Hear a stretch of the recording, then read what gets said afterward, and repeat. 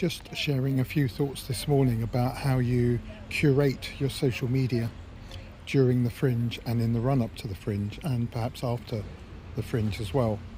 It's an interesting word, curate. The curator of a museum is very different, I think, to a curator of social media. But there are some overlaps. But in terms of curating your social media, in the run-up to the Fringe, if I look at the Fringe review inbox and we get sent messages on things like Instagram, TikTok, the classic older social media platforms, is that there are kinds of types of social media that we get. One of them is the very direct press release, very similar to what you would get with email, and it's cut down, and we appreciate the essence of your show in just a few words, probably a link to where we can find out more, maybe one image and then a link to where we might use more images. That's a typical publication and they need on social media. I've said elsewhere, we kind of like it if we're not hyped at, if it feels like we can trust what you're saying. But I guess I'm going to call it category one is all about your show. It focuses on the show at the Edinburgh Fringe, but also might give us the provenance of the show briefly, reviews it's had before. It may well be that we've reviewed the company before and it's acknowledged. And if we've reviewed the show elsewhere and you're kind of looking for a fresh review, the reason why we might want to come and see it again could be that it's further developed, that there's some news about it. The second one is the social media that's very specific to the Fringe. So we may well have had that press release, but the second one might actually be live from your venue. There might be some shots of you getting into your venue, outside the venue. It's a bit newsy. There might be an image that we can show because you've come from the other side of the world and we're aware that you're based in Adelaide in Australia, that you're a cabaret act or a theatre show, and now you're in Edinburgh and you're playing zoo venues, you're playing Underbelly.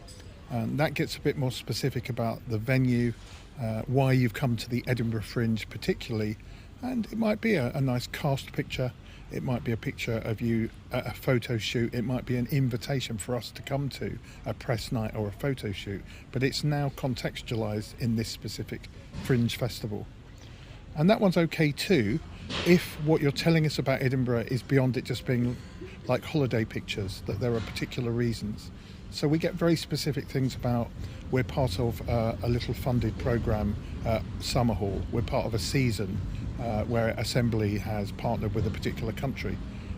And that happens a lot too. So if there's any context specific news, that's really useful. You might also draw our attention to that you're going to be doing an extract of your show at a particular event that's not just the venue of your show.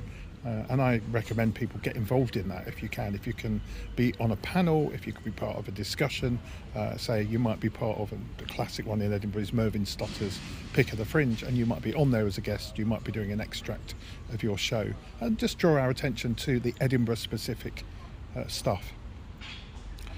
Now, we get that, for example, in the UK particularly, if something's part of the Made in Scotland season or the Edinburgh Deaf Festival. That would be two examples. The third one is thematic, and that's just useful because we're busy and we can also be ignorant of certain topics or simply not clued up. So if your show is specifically, and there are quite a few neurodiversity led shows, there was the Deaf Festival, there might be part of a political season, and what you might do as part of your social media, and it only needs to be one link, is draw us towards the research. There might be a website that led to the research to your show. You might have published an article. There might be an interview with you on another publication that gives us background information. And just like a press release, this isn't just a link to your website. This is helping us maybe write our features and get clued up and simply just get educated around your show. And some reviewers won't click on those links and others will absolutely want that background information. So something might be Edinburgh specific. It could also be educational, the field, your research, your background. If there was a show, for example, that's a piece of verbatim theatre where you've carried out interviews, or it's based on a court transcript, and there's been several shows like that, you might link us directly to some of that source material. And then finally, and I think this is where there can be a little bit of overlap, but I think you need to curate really carefully, are your holiday pictures, your social feed. And that's pictures literally not just of the cast, but you're in a pub. It could be that you have done a nice picture of you down, so up on Arthur's seat. Now, if it's the whole cast and you might be in costume, that might be a really interesting photo. But if it is just pictures of you arriving in your expensive Edinburgh flat, it could be pictures of everybody waving you off. There's some pictures of you on the train. Unless it is still focused on your show, I think you need to keep that out of the media's feed. And that's the danger of having an Instagram, for example, that's just one Instagram for you, your personal life, your acting and your show. And that's where I think you have to get a little bit more curating around more than one Instagram username, one for the specific show, there could be one for the company, there could be one for you, and that's your social stuff. And I don't want that invading my feed when I'm getting so many bits of show information, and that starts to happen, particularly if you've just got one username or ID and it's just all mixed together.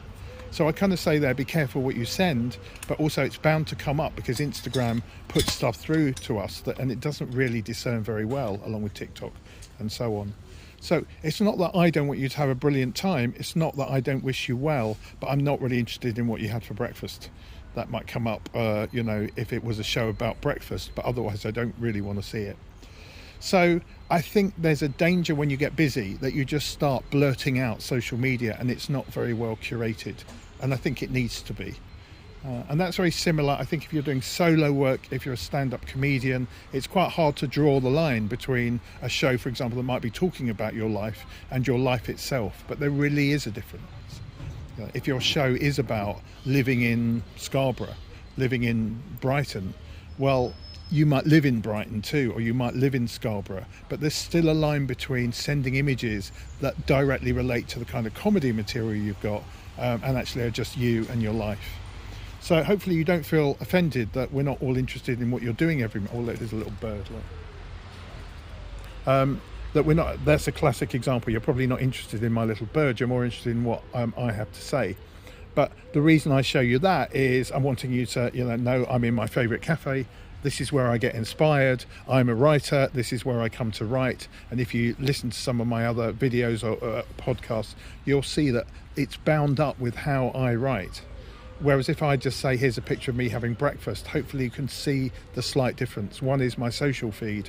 One is the social part of my feed that's relevant to the professional part of my feed. And that is what curation is all about. So some people have a strategy. They're going to have 3 posts today. They might have a social media person in their team. It might be their PR person. And it's really, really clear that you use those posts and messages, if they're direct, to the best effect. So I guess I am saying curate your social media, curate your communication in the run up to, during and after the Fringe.